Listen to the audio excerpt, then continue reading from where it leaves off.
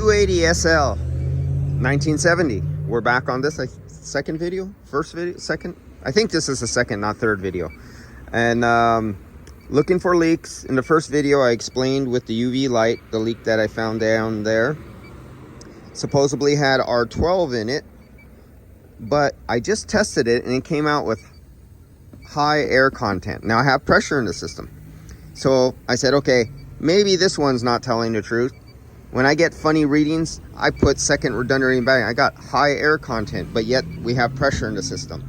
Now, the unusual thing about this one is that if nobody touched it, this vehicle can actually, it doesn't have a low pressure safety cutoff. It has an old Tecumseh or a York Tecumseh compressor on there. And this one can operate when it's out of refrigerant.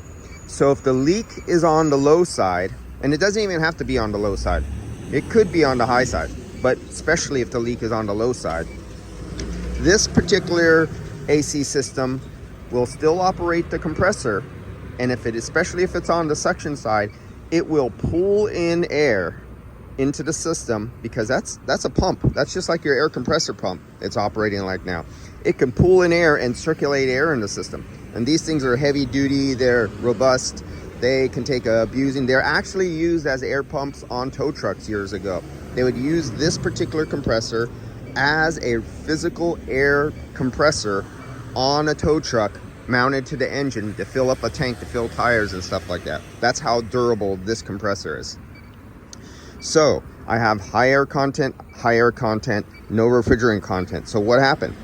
Well, since they had a leak, most likely, this is the scenario I'm going to propose. That nobody put shop air in this vehicle, because there is no low pressure cutoff switch on this one. And every time the vehicle would shut off, air would come out, the refrigerant would come out. They would start it back up, the compressor would kick on, and air got sucked in the low side if there's a low side leak. Now here's the other scenario. Let's say there's a high side leak, and I did find one high side leak. All the refrigerant comes out of the high side. Now we know when the system comes on, it doesn't suck on the high side. It blows. It gives a good blow. It doesn't give a good suck. And so that fitting down here on the high side, and let me show you, this was in right there. That fitting right there, that is where it's filled with, it has lots of refrigerant UV dye around it. So the refrigerant would come out. The car would be hot. All the pipes will be hot. The gas inside the pipe, or air, expands when heated from the heat of the engine, the road, all that. So the gas expands in the pipe, comes out of the leak. Then the customer takes the car home at night and they park it, and it cools down. Now as the gas inside the pipe cools down, it becomes a negative vacuum. You know, a lower pressure is the more proper term we should use. I should stop saying vacuum, because it is not. My dad used to tell me, stop saying vacuum.